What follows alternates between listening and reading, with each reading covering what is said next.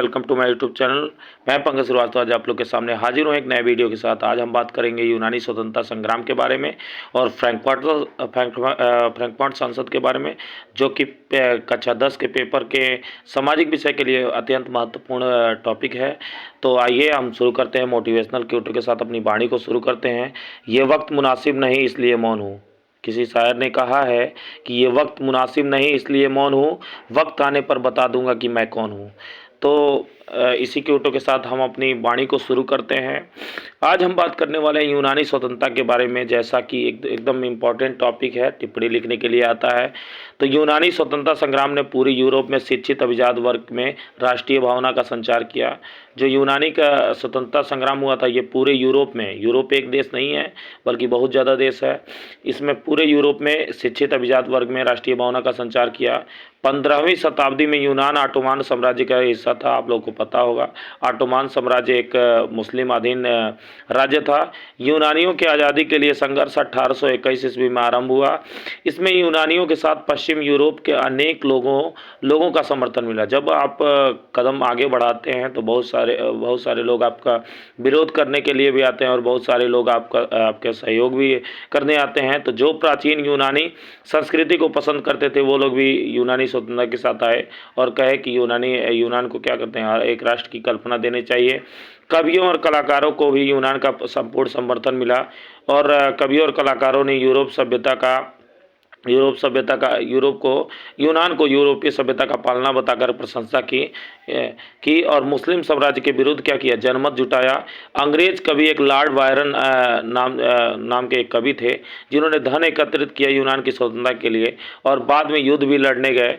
ठीक है, और जहां 1824 ईस्वी में इनकी बुखार से मृत्यु हो गई। अंततः 1832 ईस्वी में कस्तुनतुनिया पे हम एक और वीडियो बना देंगे आप लोगों के लिए। कस्तुनतुनिया की संधि ने यूनान को स्वतंत्र राष्ट्र की मान्यता दे दी और यूनानी स्वतंत्रता युद्ध क्या हुआ, यूनानी स्वतंत्रता युद्ध जो था वो समाप्त हुआ और यूनान को एक स्वतंत्र राष्ट्र की मान्यता दी गई। दूसरा टॉपिक की बात करें तो दूसरा टॉपिक हम लोग फ्रैंकफर्ट संसद के बारे में पढ़ेंगे। फ्रैंकफर्ट संसद एक महत्वपूर्ण टॉपिक है कक्षा 10 के पेपर के लिए, हमेशा पेपर में पूछता है और इस साल भी हो सकता है पेपर में आए। 100 में 99% आशा है कि पेपर में आए। तो देखिए फ्रैंकफर्ट संसद के बारे में, तो जर्मन इलाकों में बड़ी संख्या में राजनीतिक संगठनों ने फ्रैंकफर्ट शहर में मिलकर एक जर्मन सर्ब नेशनल असेंबली के पक्ष में मतदान करने का फैसला लिया। 18 मई 1848 ईस्वी में 831 निर्वाचित प्रतिनिधियों ने एक सजे धजे जुलूस में जाकर फ्रैंकफर्ट संसद में अपना स्थान ग्रहण किया। फ्रैंकफर्ट एक संसद था। यह संसद सेंट पॉल चर्च में आयोजित हुई थी। एक चर्च था सेंट पॉल नाम का, उसी में आयोजित की गई थी तथा इस राष्ट्र की अध्यक्षता एक ऐसे राजा को सौंपी गई जिसे संसद के अधीन रहना था। राजतंत्र वाले राजाओं को यह काम पसंद नहीं था।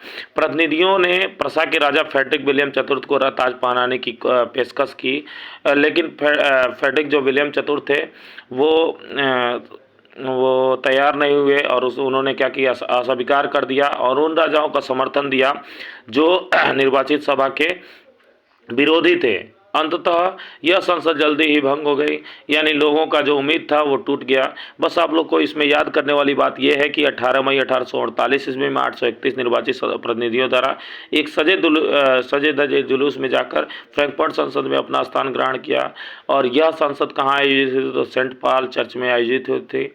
इसी पे मेरा टॉपिक समाप्त होता है और आप लोग सजेस्ट करें कि अब मैं किस पे वीडियो बनाऊँ। धन्यवाद। लाइक और सब्सक्राइब करना ना भूलें। अगर आप लोग को वीडियो अच्छा लगा हो तो एक दूसरे के पास शेयर भी कर दें ताकि हमको मोटिवेशन मिलता रहे, हम नया वीडियो आप लोग के लिए लाते रहें। धन्यवाद।